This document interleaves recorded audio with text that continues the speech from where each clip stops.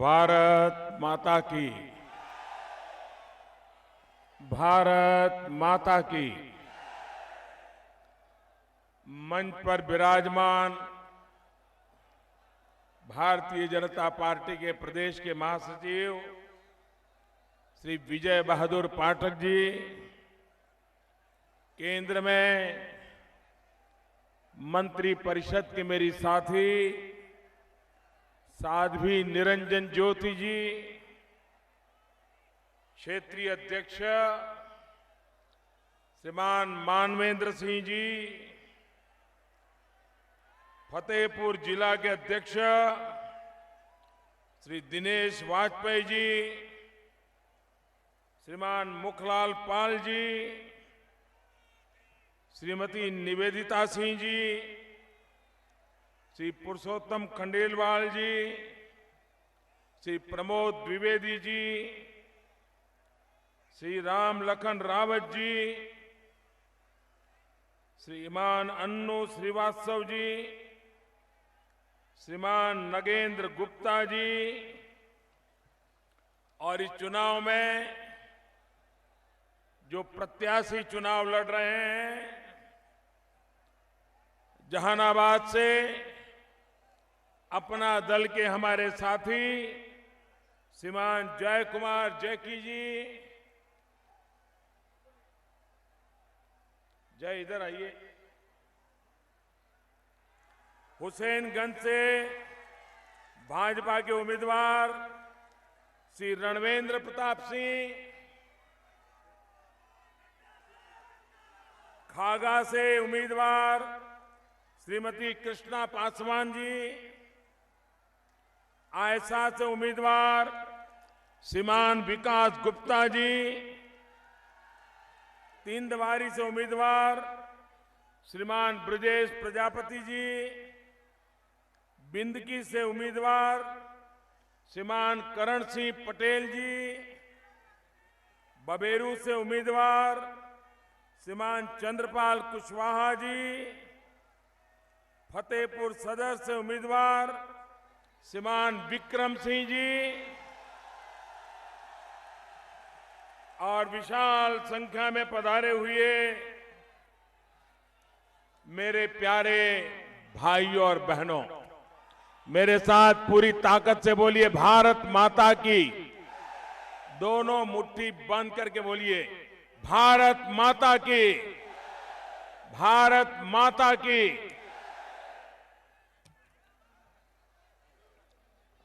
भाइयों बहनों, एक तरफ चुनाव की गर्मी और दूसरी तरफ ठंड भी विदाई लेकर के गर्मी का एहसास होने लगा है। लेकिन ऐसे समय भी मैं आज इस मैदान में एक साथ तीन सभाएं देख रहा हूं।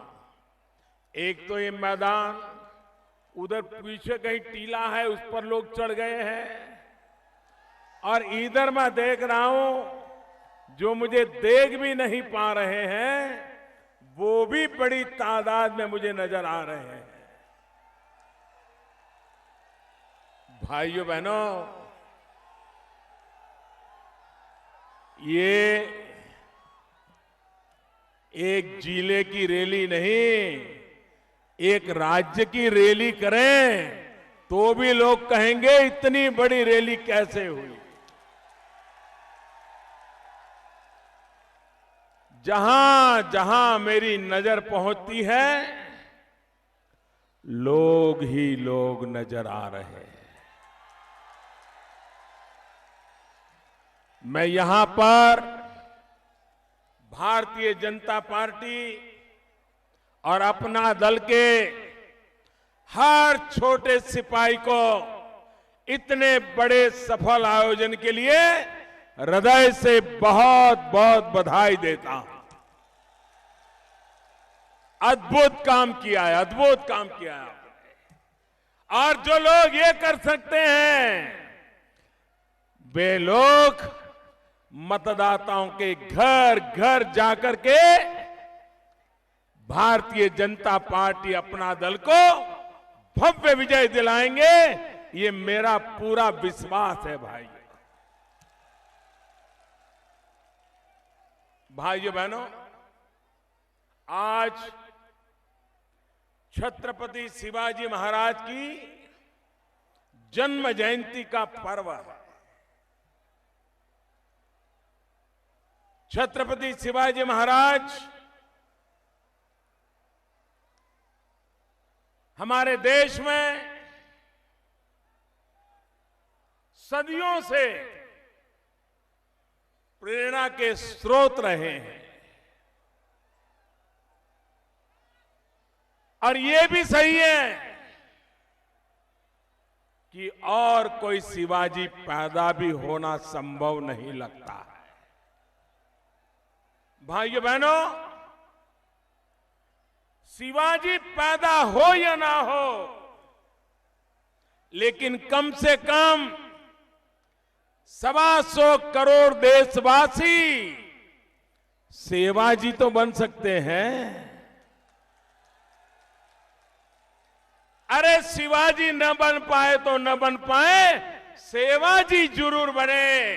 और हर हिंदुस्तानी हर दिन एक सेवा का काम करे तो शिवाजी के सपनों को भी सेवा के माध्यम से संपन्न किया जा सकता है। भाइयों बहनों, मैं सरदार वल्लभ भाई पटेल की भूमि से आ रहा हूं। मेरे देश के किसान भाइयों बहनों, इस देश में अनेक महापुरुषों को उत्तम से उत्तम श्रद्धांजलियां दी गई होगी, लेकिन शायद जो श्रद्धांजलि सरदार वल्लभ भाई पटेल को दी गई है, शायद ही दुनिया में किसी महापुरुष को ऐसी श्रद्धांजलि मिली होगी। आज देश में सरदार साहब के जाने के बाद दूसरी और तीसरी पीढ़ी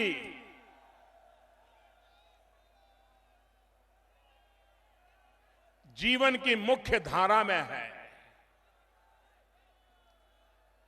अधिकतम वो लोग हैं जिन्होंने सरदार साहब को देखा भी नहीं है।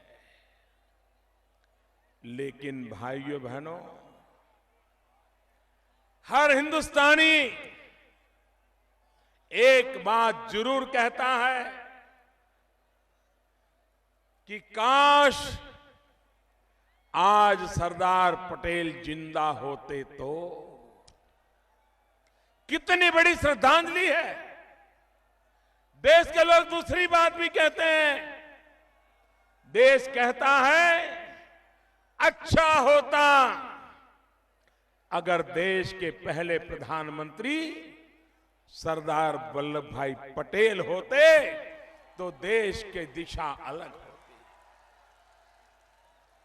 भाइयों बहनों, हिंदुस्तान के सामान्य मानवी के दिल में सरदार वल्लभ भाई पटेल के प्रति ये जो श्रद्धा का भाव है, वो हमें कर्तव्य की प्रेरणा भी देता है, जिम्मेवारी का एहसास कराता है। जो सपने सरदार पटेल ने देखे थे, उन सपनों को भले 70 साल बीत गए, लेकिन अब भी हम सब ने कठोर परिश्रम करके, सही नीतियां बना करके, ईमानदारी और नियत के साथ अगर उन नीतियों को लागू किया तो सरदार साहब के सपनों को हम पूरा कर सकते हैं। भाइयों बहनों, ये हमारा फतेहपुर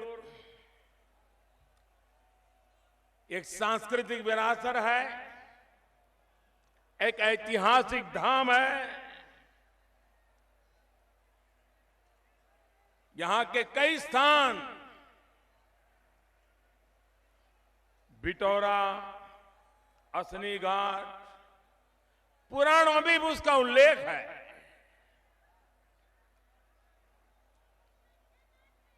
बिटौरा भृगु ऋषि की तपोस्थली माना जाता है। सिखों के 5वें गुरु अर्जुन देव जी की ये तपोस्थली रही है। स्वातंत्र सेनानी गणेश शंकर विद्यार्थी, शहीद जोधा सिंह अटैया, अनगिनत नाम बलिदानियों की परंपरा, यही धरती है जिसने देश को राष्ट्र कवि सोहनलाल द्विवेदी को देश को दिया। भाइयों बहनों, वो इमली का पेड़ जहां पर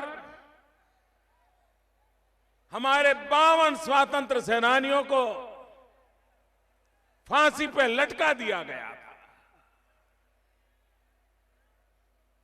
भाइयों बहनों, उस फांसी के बाद कहते हैं कि उस इमली का विकास रुक गया। 14 साल हो गए भाइयों बहनों, 14 साल। उत्तर प्रदेश में भी विकास को वनवास मिल गया है। अब 14 साल पूरे हो रहे हैं, विकास का वनवास भी खत्म होना चाहिए और उत्तर प्रदेश अब विकास के राह पर चलना चाहिए। देश आगे बढ़ रहा है, उत्तर प्रदेश को पीछे नहीं रहने देना चाहिए। भाइयों बहनों, उत्तर प्रदेश में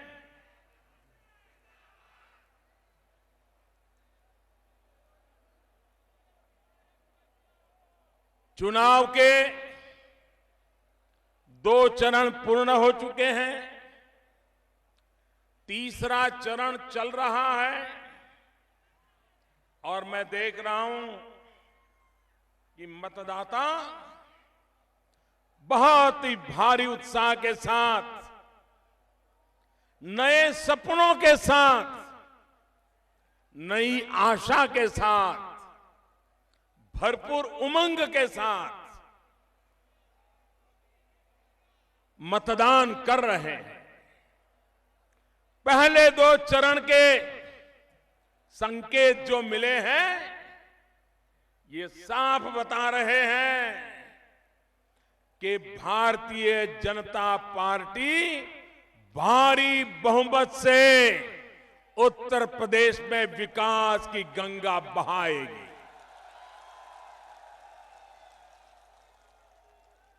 भाइयों बहनों, सरकारी खजाने से अनाप शनाप धन लुटा करके टीवी और अखबारों में छाए रहने का प्रयास करके जितना धन एडवर्टाइजमेंट में खर्च कर सकते हैं कर करके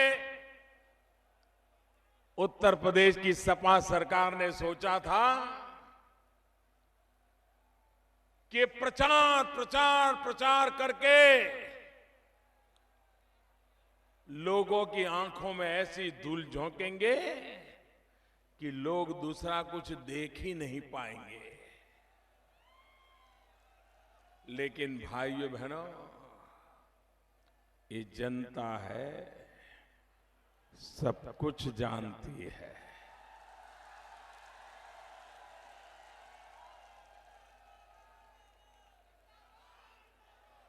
जनता बड़ी आसानी से दूध का दूध, पानी का पानी कर लेती है। आपके इरादे नेक है कि नहीं है, आपकी नीयत साफ है कि नहीं है, आपकी ठीक नीतियां ठीक है कि नहीं है, आपकी प्राथमिकताएं उचित है कि अनुचित, ये जनता जनार्दन भली भांति समझ लेती है।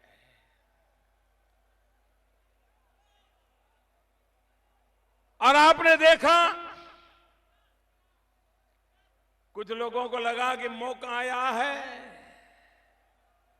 सारे देश में तो पिट गए, लेकिन अपने पुरखों के नाम पर शायद उत्तर प्रदेश में बच जाए।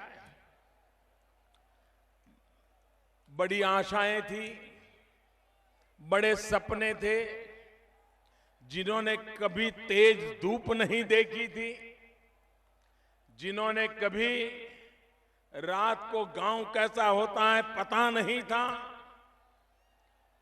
जो सोने के चम्मच लेकर के पैदा हुए थे, ऐसे लोगों को 27 साल यूपी बेहाल,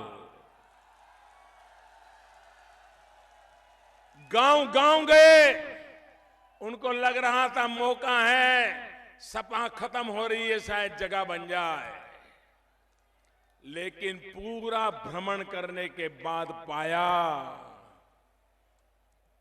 कि कुछ मेल नहीं बैठ रहा है। भारी प्रचार करने वालों को भी लगा कि 5 साल बीत गए, जनता का विश्वास टूट चुका है, अब करे क्या।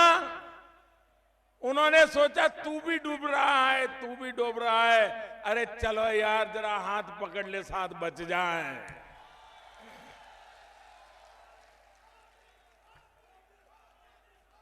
भाइयों बहनों, जब उन्होंने हाथ पकड़ा, गले लगे,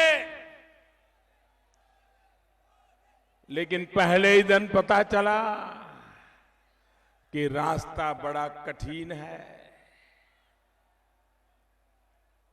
पहले ही दिन निकले थे रथ पर, तार के तार ऐसे लटक रहे थे, कांप रहे थे, कहीं करंट न लग जाए।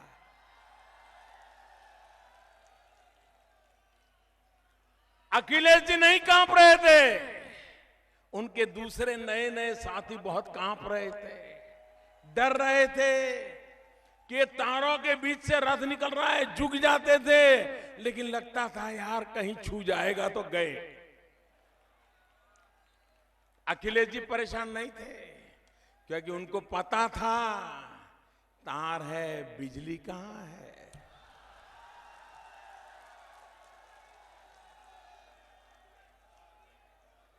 भाइयों बहनों, 5-6 दिन तो ऐसे नाच रहे थे, ऐसे गाने सुना रहे थे, वाह वाह, कुछ नया कर दिया। और जैसे ही नामांकन भरना शुरू हुआ, एक के बाद एक पत्ते खुलने लगे। पहले सपा वाले कहते थे हम किसी से हम समझौता नहीं करेंगे, 2/3 बहुमत से पहले से ज्यादा सीट लेकर के आएंगे। थोड़े दिन के बाद वो बोलना बंद हो गया।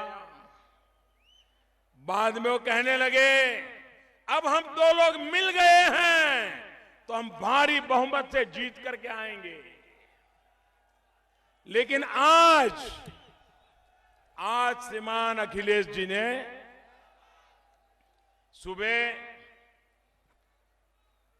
आज सुबह वो मतदान करने गए थे। मतदान करने के बाद टीवी वालों ने जब उनसे पूछा, सुबह सुबह थी, इंसान कितना फ्रेश होता है, कितना तेज तर्रार होता है, उनकी उम्र भी तो ऐसी है, लेकिन मैंने टीवी पे देखा सुबह चेहरा लटक गया था, आवाज में दम नहीं था,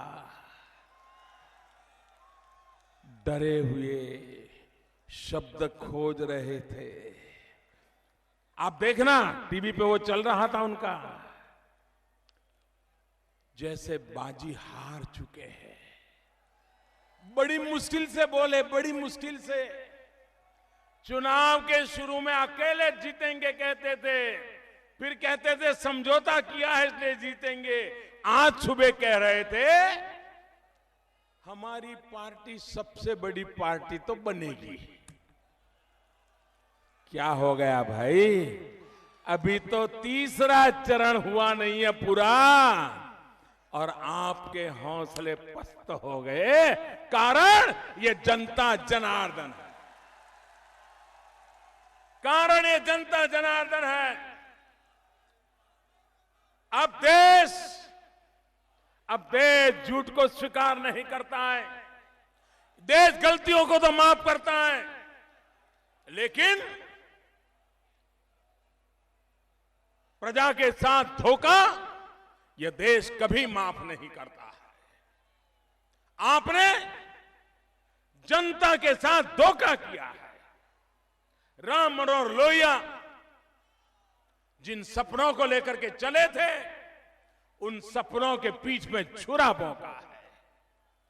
जिस पार्टी ने 70 साल तक देश को लूटा, उस पार्टी की गोद में बैठ करके आपने राम मनोहर लोहिया को अपमानित किया है।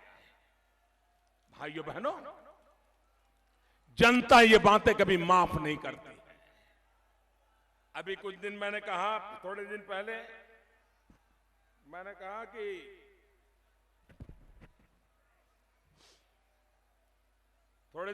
मैंने कहा कि उत्तर प्रदेश में थाना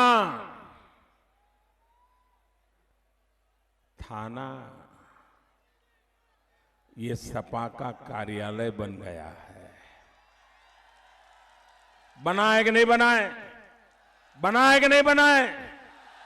बनाए कि नहीं बनाए? और ये पुलिस वालों की मंजूरी से नहीं बना है, ये पुलिस वालों की मजबूरी से बना है। उनको अगर करोगे तो तबादला हो जाएगा, अगर हमारी बात नहीं मानोगे तो नौकरी से घर चले जाओगे। उनको डराकर धमका करके पुलिस थानों को सपा के कार्यालयों में परिवर्तित कर दिया गया। जब लोकल एक सपा वाला जिसकी साइकिल पर झंडा लटकता है, वो जब तक कहे नहीं, कितना ही ईमानदार व्यक्ति क्यों न हो, उसकी बात थाने में सुनी नहीं जाती थी। भाइयों बहनों, आपने देखा इस देश के सर्वोच्च न्यायालय को डांट देनी पड़ी, उत्तर प्रदेश की सरकार को डांटना पड़ा कि गायत्री प्रजापति के खिलाफ एफआईआर लिखो। इस देश में एक थाने में एफआईआर लिखवाने के लिए सुप्रीम कोर्ट को बीच में आना पड़ा। भाइयों बहनों, जिस देश राज्य में थाने का यह हाल होगा, बलात्कार करने वालों को खुली छूट होगी और न्याय पाने के लिए तरस रही मां को, बेटी को सुप्रीम कोर्ट के दरवाजे खटखटाने पड़े। ये कौन सा काम किया आपने अखिलेश जी? ये आपके गायत्री प्रजापति ने कौन सा काम किया? आपके एमएलए के नाम आ रहे हैं, बलात्कार, उसके बाद हत्या। ये काम कौन से काम है? जरा उत्तर प्रदेश की जनता को गिनाओ तो। क्या ऐसे काम करने के लिए उनको बिठाया भाई? आप मुझे बताइए, ऐसे काम करने के लिए सपा सरकार बनाई थी? ये मां बेटियों की इज्जत लूटने के लिए सपा सरकार बनाई थी? मां बेटियों की हत्या करने के लिए सपा सरकार बनाई थी? क्या यही काम किए आपने?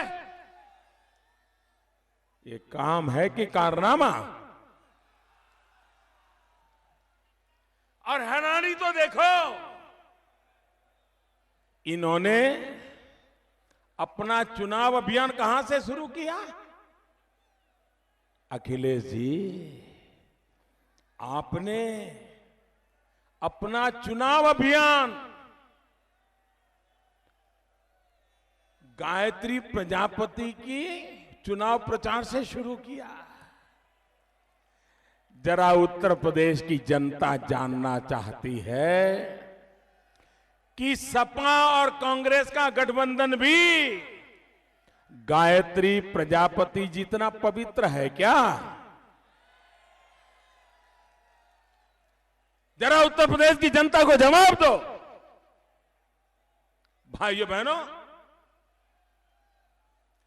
आज उत्तर प्रदेश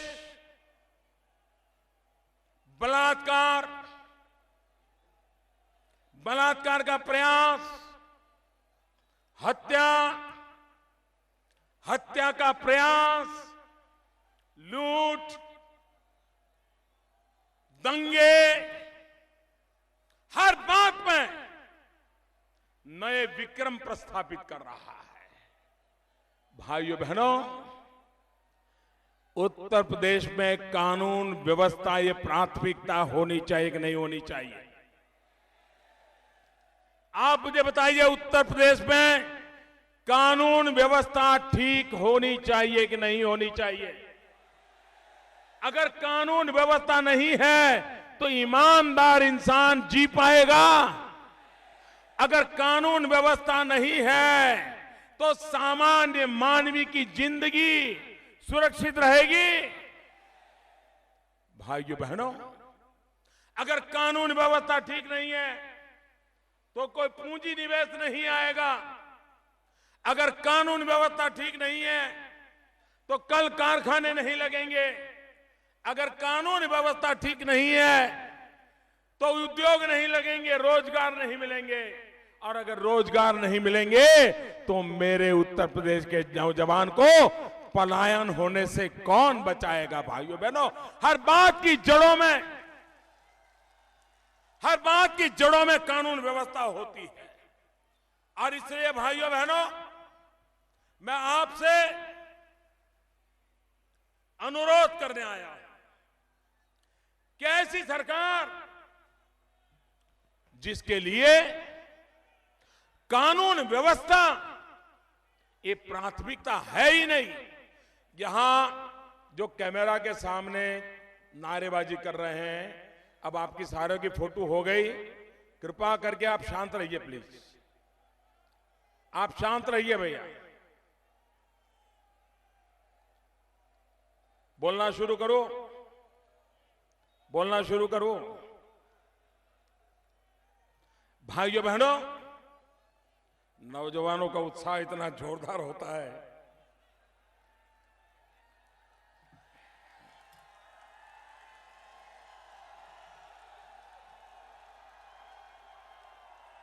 दोस्तों, आपका प्यार मेरी सर आंखों पर।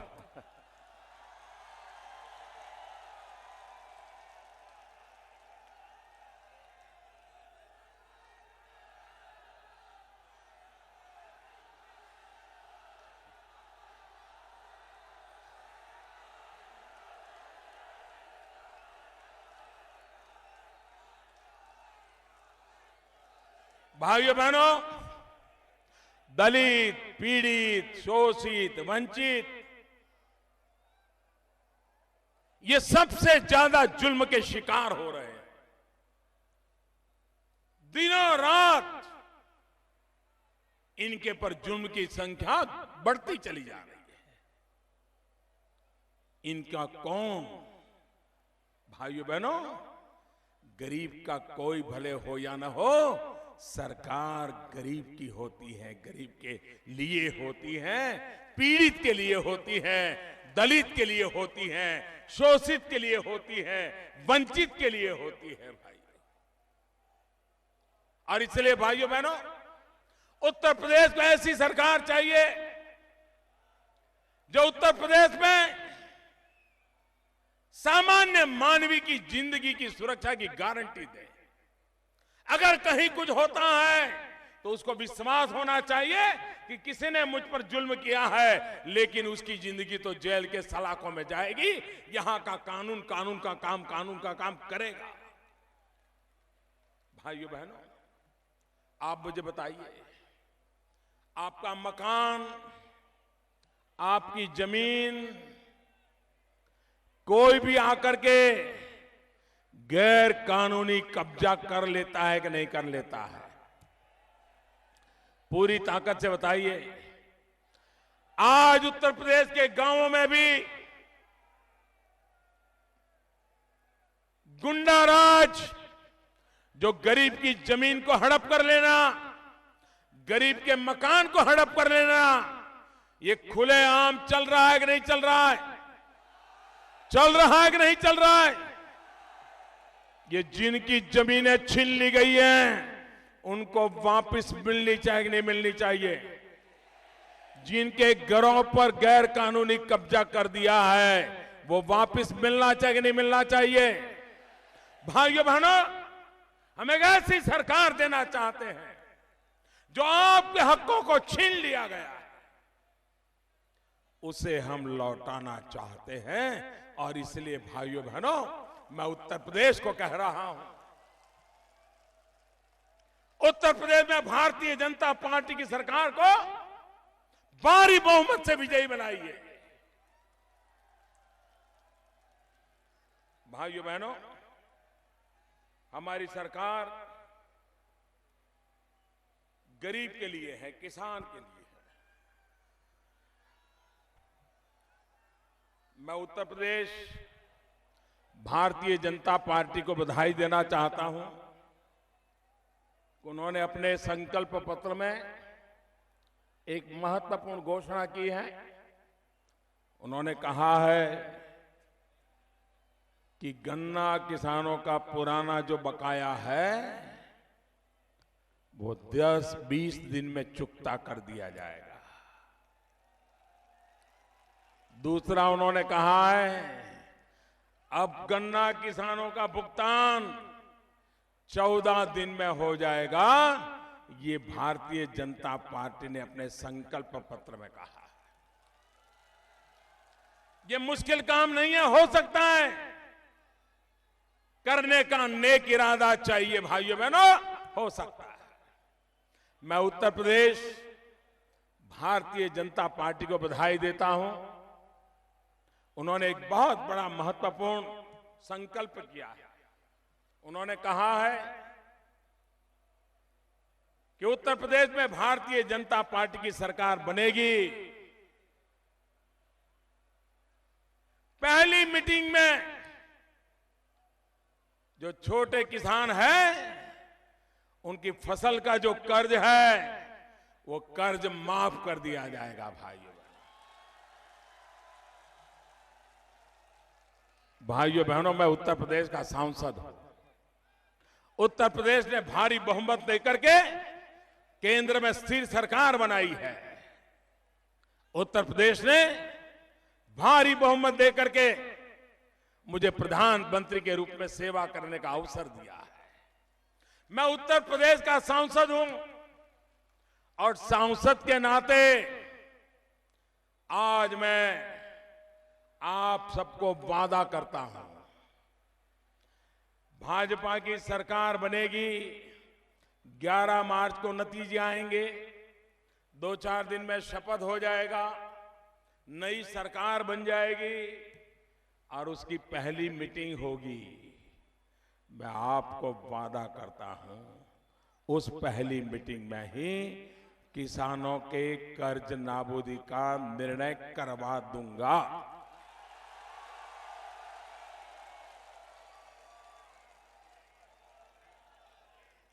भाइयों बहनों,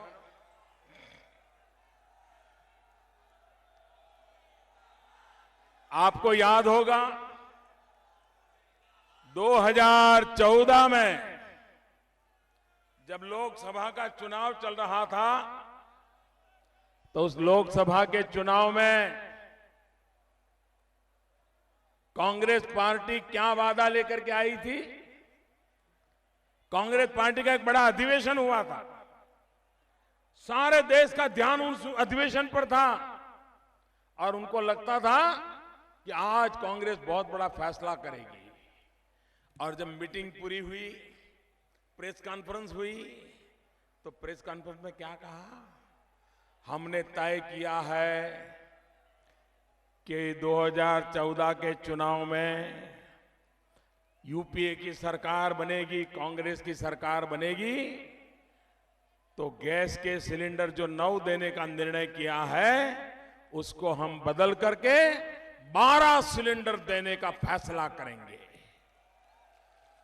2014 में कांग्रेस पार्टी 12 सिलेंडर की 14 सिलेंडर इस मुद्दे पर वोट मांगने आई थी।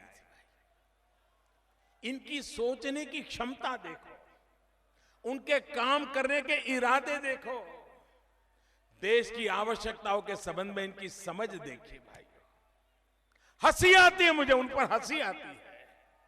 जब 2014 के लोकसभा के चुनाव में गैस के सिलेंडर 9 मिले कि 12 मिले, इस मुद्दे पर आप वोट मांगने निकले थे। भाइयों बहनों, काम कैसे होता है आपको पता है। सरकार बनने के बाद मैंने लाल किले से देशवासियों को एक प्रार्थना की थी। एक बार इस धरती के संतान लाल बहादुर शास्त्री जी ने 65 की लड़ाई के समय देशवासियों को कहा था कि आप एक समय, सप्ताह में एक समय खाना छोड़ दीजिए। और इस देश के करोड़ों लोगों ने लाल बहादुर शास्त्री की बात मान करके सप्ताह में एक दिन खाना छोड़ दिया था। यह देश की ताकत है। भाइयों बहनों, मैंने लाल किले से देश को कहा था, अगर हमारे पास पैसे हैं, आर्थिक मुसीबत नहीं है, कुछ जिम्मेवारी हम भी ले सकते हैं, तो हमारे जैसे लोग जो इसको ले सकते हैं, उन्होंने गैस सिलेंडर की सब्सिडी नहीं लेनी चाहिए। अमीर से अमीर व्यक्ति भी गैस सिलेंडर की सब्सिडी लेता था हमारे देश में। मैंने कहा भाई, गरीब को तो सब्सिडी जरूरत होती है, अमीर सब्सिडी क्यों एंजॉय कर रहा है? छोड़ना चाहिए। मैंने कोई कानून नहीं बनाया था, कोई डंडा नहीं चलाया था, कोई नोटिस नहीं भेजी थी, सिर्फ प्रार्थना की थी। भाइयों बहनों, मैं मेरे देशवासियों को प्रणाम करता हूं। करीब करीब 1.25 करोड़ लोगों ने अपने गैस सिलेंडर की सब्सिडी छोड़ दी भाई। तब जाकर के मैंने वादा किया कि हमारी गरीब माताएं, झुग्गी झोपड़ी में रहने वाली माताएं, गांव में रहने वाली माताएं लकड़ी के चूल्हे से खाना पकाती है, लकड़ी के चूल्हे से खाना पकाती है। और जब एक मां लकड़ी के चूल्हा जला करके खाना पकाती है, एक दिन में उसके शरीर में 400 सिगारेट का धुआं जाता है उसके शरीर में। आप मुझे बताइए, अगर उस मां के शरीर में 400 सिगारेट का धुआं जाएगा तो उस मां की तबीयत का हाल क्या होगा? घर में छोटे छोटे बच्चे खेल रहे हैं, जब मां खाना पका रही है, उन बच्चों के शरीर में भी धुआं जाता है, उन बच्चों का क्या हाल होगा? भाइयों बहनों, गरीब का दर्द क्या होता है मैं भली भांति जानता हूं। मेरी मां जिंदगी भर लकड़ी का चूल्हा जला करके खाना पकाती थी, अपनी आंखों से देखा है वो कैसे गर्मी के दिनों में कठिनाई झेलते हुए हम बच्चों को खाना खिलाती थी। वो दर्द मैंने देखा था, महसूस करता था। प्रधानमंत्री बना वो दर्द मुझे आज भी कुछ करने के लिए प्रेरणा देता है। और मैंने निर्णय किया कि आने वाले 3 साल में 5 करोड़ गरीब परिवारों के घर में मैं गैस का चूल्हा पहुंचाऊंगा, गैस का सिलेंडर पहुंचाऊंगा और मुफ्त में कनेक्शन दूंगा। भाइयों बहनों, अभी मैंने ये काम की शुरुआत तो 10-11 महीने पहले की थी, लेकिन 10-11 महीने के भीतर भीतर अब तक 1.25 करोड़ से भी ज्यादा परिवारों में गैस का सिलेंडर, गैस का कनेक्शन पहुंच गया, लकड़ी का चूल्हा जलना बंद हो गया, धुएं से उस मां को मुक्ति मिल गई। भाइयों बहनों, काम किसको कहते हैं? वो मां के आशीर्वाद बोलते हैं, वो मां के आशीर्वाद बोलते हैं। जिंदगी में सोचा नहीं होगा कि उसके घर में भी कभी गैस का सिलेंडर हो सकता है। उसने तो यही सोचा होगा कि गैस का सिलेंडर तो बड़े बड़े अमीर लोगों के घर में ही हो सकता है, जिनके घर में गाड़ी हो उसी के घर में हो सकता है, जिसके घर में अलग किचन हो उसी के घर में हो सकता है। भाइयों बहनों, हमने दिखा दिया कि गरीब की झोपड़ी में भी गैस के चूल्हे का हक बन सकता है, और ये काम ये सरकार कर रही है। भाइयों बहनों, हमारे देश में किसान फर्टिलाइजर खरीदता है। फर्टिलाइजर, क्या हाल है फर्टिलाइजर का? भाइयों बहनों, देश में कभी भी फर्टिलाइजर के दाम कम नहीं होते थे साहब। हम पहली बार हम आए, हमने तय किया कि हम किसानों को यूरिया ठीक से पहुंचे, इसकी चिंता करेंगे। भाइयों बहनों, आज स्थिति यह है कि हमने, एक जमाना था यूरिया पाने के लिए कतार में खड़ा रहना पड़ता था, पुलिस की लाठी खानी पड़ती थी, या तो यूरिया काले बाजारी में लेना पड़ता था, ब्लैक मार्केट में लेना पड़ता था। भाइयों बहनों, हमने यूरिया का नीम कोटिंग किया, यूरिया की चोरी बंद हो गई। यूरिया जितना होता है अब किसान के पास ही जाता है, क्योंकि अब हमने वो व्यवस्था की है कि यूरिया खेती के सिवाय कहीं काम नहीं आ सकता है। भाइयों बहनों, आज देश में यूरिया के लिए कोई मांग नहीं रहती है, समय पर यूरिया मिल जाता है। और इतना ही नहीं, नीम कोटिंग करने के कारण यूरिया से उत्पादन भी बढ़ने लगा है। भाइयों बहनों, जब चौधरी चरण सिंह जी देश के प्रधानमंत्री थे, एक बार आजादी के इतने सालों में एक बार चौधरी चरण सिंह के जमाने में फर्टिलाइजर के, खाद के दाम कम हुए थे। उसके बाद पहली बार दिल्ली में एक ऐसी सरकार बैठी है कि जिसने खाद के अंदर, भाइयों बहनों, हमने दाम कर किए। डीएपी हो, एमओपी हो, मिश्रित एनपीके हो, तीनों में दाम कम किए, और उसके कारण किसानों को 5,000 करोड़ से ज्यादा रुपयों की फायदा हुआ है।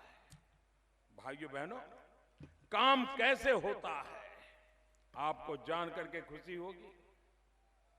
हमने एक काम किया एलईडी बल्ब लगाने का। अब एलईडी बल्ब ये कोई नरेंद्र मोदी प्रधानमंत्री बनने के बाद पैदा नहीं हुआ है, और न ही एलईडी बल्ब का संशोधन नरेंद्र मोदी ने किया है। लेकिन जब कांग्रेस की सरकार थी, तब एलईडी बल्ब बिकता था 300, 350, पौने 400, 400 रुपये में। हम आए, हमने कहा जरा बताओ भाई क्या मामला है, जरा देखें। जांच पड़ताल शुरू की और हमने लेगा कि एलईडी के नाम से मुनाफा लूट रहे हैं, पैसे बना रहे हैं, ये लोगों के साथ अन्याय है। हमने हिसाब किताब लगाया, आज एलईडी का बल्ब 70-80 रुपये में मिलता है भाइयों, 70-80 रुपये। पिछले 1 साल से मैं इस पर काम कर रहा हूं। 1 साल में करीब करीब हिंदुस्तान के 20 करोड़ एलईडी बल्ब बिक चुके हैं। 20 करोड़ एलईडी बल्ब।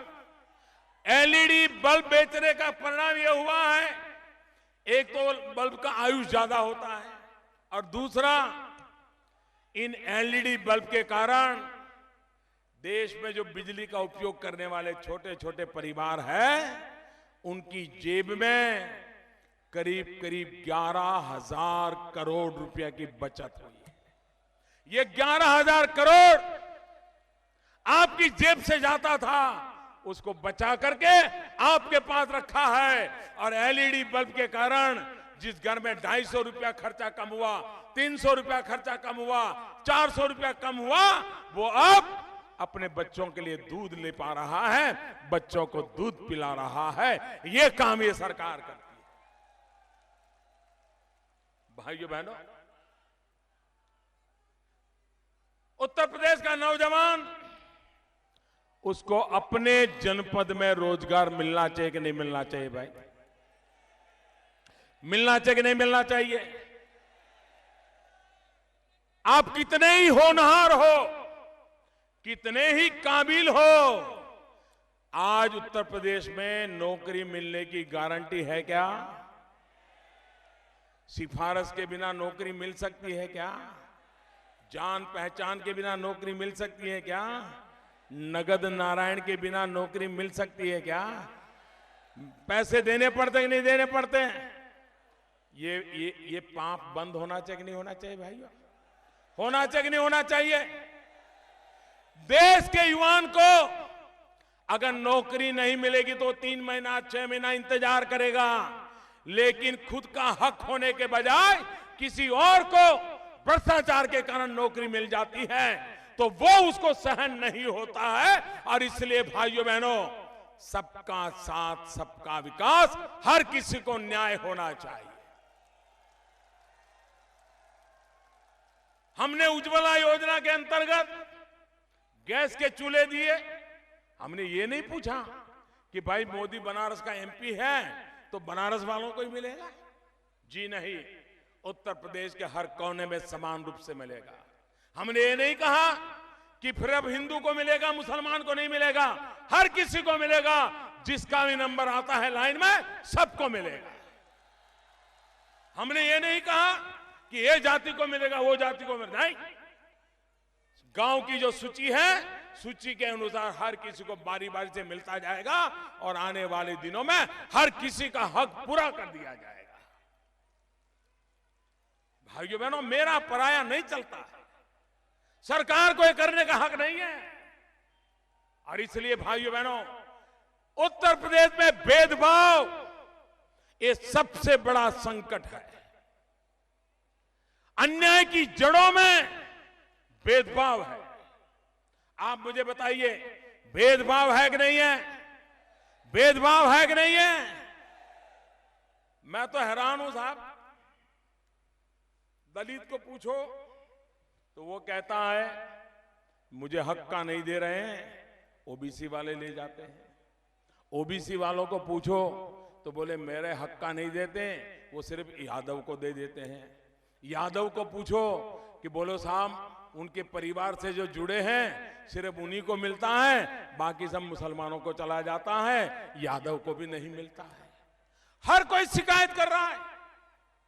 भाइयों बहनों, ये भेदभाव नहीं चल सकता है। जिसका भी हक है, किसी भी माता की कोख से पैदा हुआ है, हर किसी को उसके हक का मिलना चाहिए। ये सबका साथ सबका विकास होता है और भारतीय जनता पार्टी उस पर चलती है। भाइयों बहनों, गांव में अगर कब्रिस्तान बनता है तो गांव में स्मशान भी बनना चाहिए। अगर रमजान में बिजली मिलती है तो दिवाली में भी बिजली मिलनी चाहिए। अगर होली पे बिजली मिलती है तो ईद पर भी बिजली मिलनी चाहिए। भेदभाव नहीं होना चाहिए।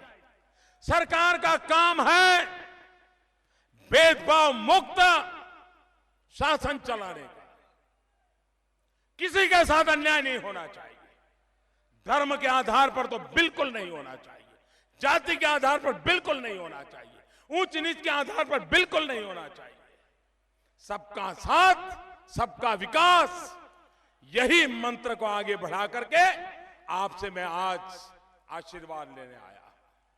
भाइयों बहनों,